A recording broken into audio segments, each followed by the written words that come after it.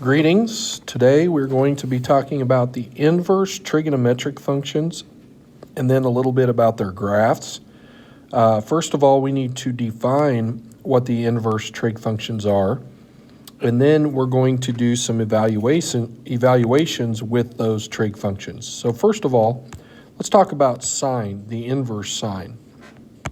Well, if we look at sine and we see that it's cyclical, obviously, and it passes the vertical line test because it's a function.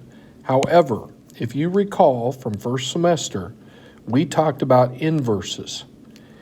And inverses do not exist when graphs are not one-to-one, meaning 1x, 1y. In other words, if they don't pass the horizontal line test, then they do not have an inverse.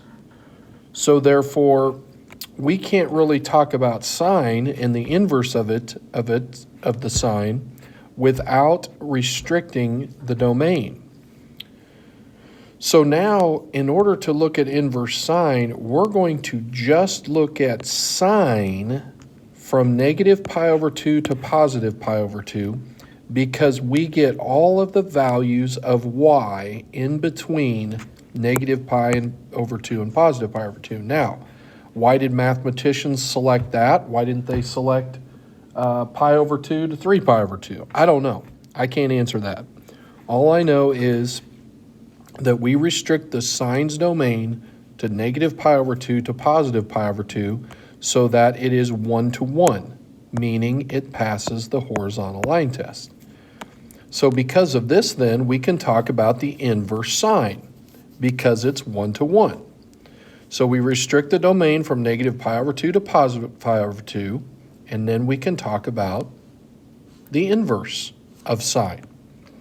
Now, the inverse of sine is written as sine to the negative 1. We do not say sine to the negative 1. We say inverse sine, okay? Now, if we graph it then, now remember, we're switching x and y. So now my y-axis becomes the x-axis, and the x-axis becomes the y-axis. So you can see how it's just a little different between the two graphs, okay? Now, I'm not overly interested in that part of it. However, we should recognize that the inverse sine's domain now is negative 1-to-1 because that's the domain the range of sine. And then the range of the inverse is negative pi over 2 to positive pi over 2 because that's what we limited the domain of sine to. So in other words, the inverse sine of x equals y when sine of y equals x. Now another way of saying inverse sine is arc sine. This is old school. If you look back in old books, you will see arc sine instead of sine to the negative 1 or inverse sine. It's just another notation. It means the same thing. Now, what's cool about this is that if I take the sine of the inverse sine of x, I get x, as long as x is between negative 1 and 1. Similarly, if I take the inverse sine of the sine of x, right here, I get x, as long as x is between negative pi over 2 and positive pi over 2. We will talk about later when it's not and what would happen. So, knowing this, let's find each value of these. Now, we have to switch our thinking because on A now, we're talking about, and I like to ask myself, when is sine 1/2?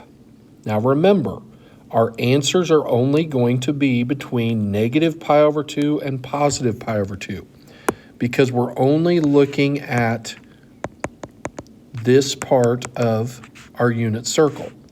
So our inverse sine answer would be somewhere in here. Well, another way again of saying this is, when is sine 1/2? Well, sine is 1/2 of pi over 6. There we go. So the answer would be pi over 6, because that answer is between negative pi over 2 and positive pi over 2. So on B, when is sine negative half? Sine is negative half at negative pi over 6. Not a very good 6 there. So, because here's negative half, well, that's negative pi over 6. Here's positive half. That's positive pi over 6. Nice. Now, next question. When is sine 3 halves? The inverse sine of 3 halves is what angle? Or I should say pi. What t? Well, guys, is sine ever 1.5? No, it's out of the domain. So this does not exist. That is not possible. That is never going to happen. We cannot take the inverse sine of 3 halves. It doesn't work. Okay, now grab your calculator if you would. Make sure you're in radian mode. And let's evaluate some calculator things and go inverse sine, so second sine of 0.82. I got to be 0.9, I don't know why it says and, sorry. 0.9614 is what I got, approximately. And inverse sine of 1/3, I got to be approximately 0.3398.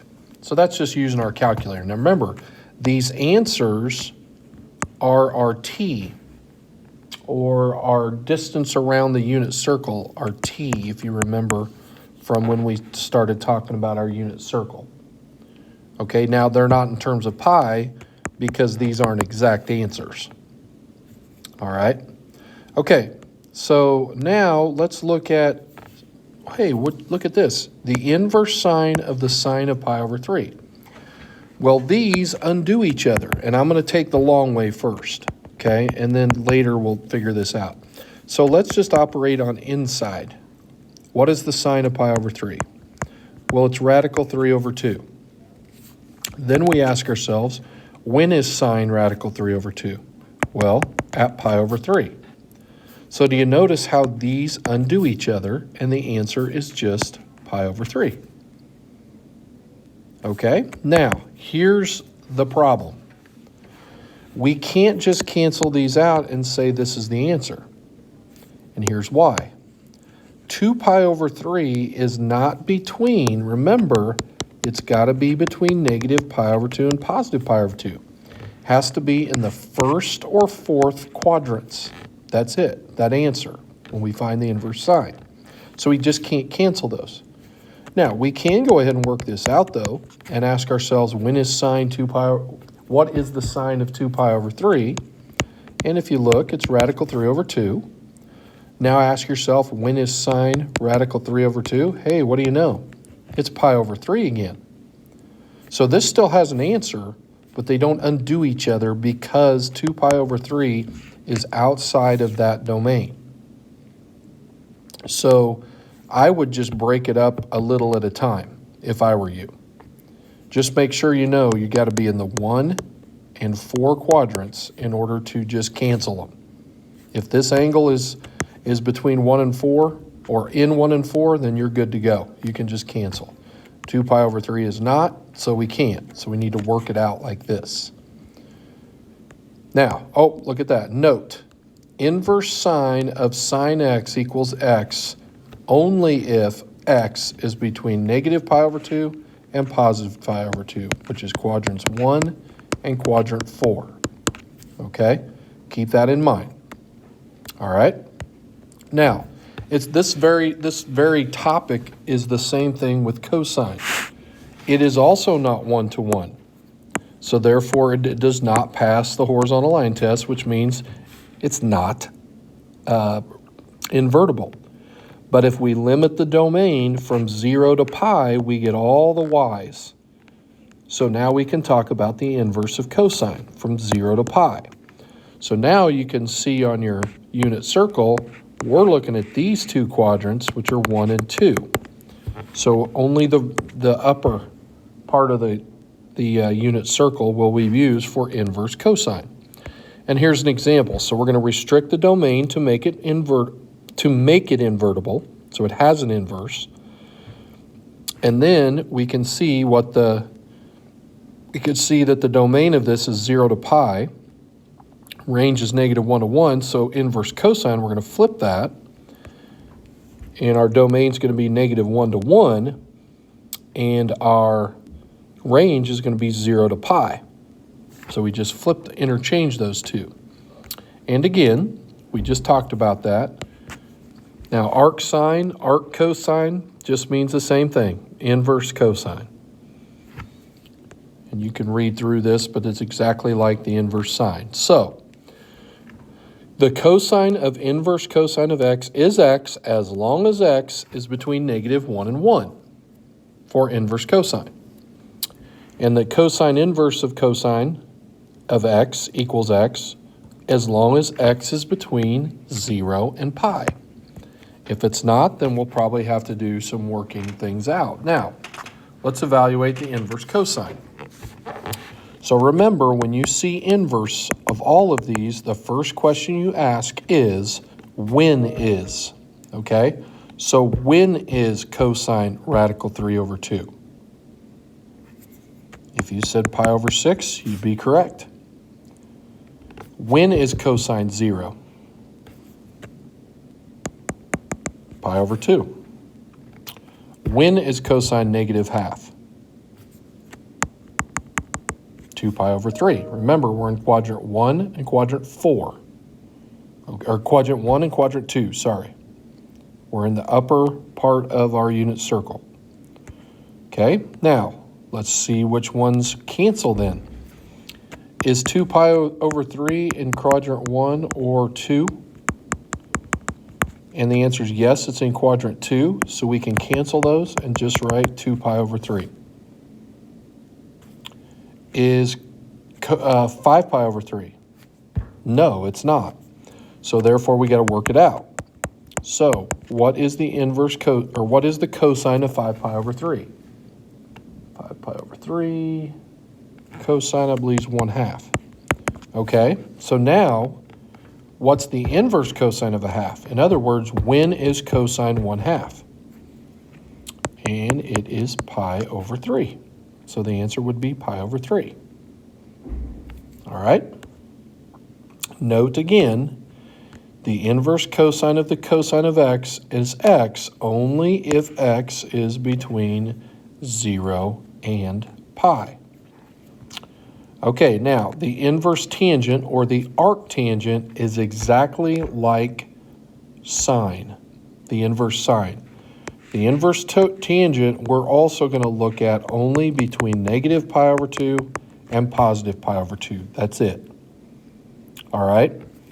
So the domain is all reals for inverse tangent because that's the range of tangent.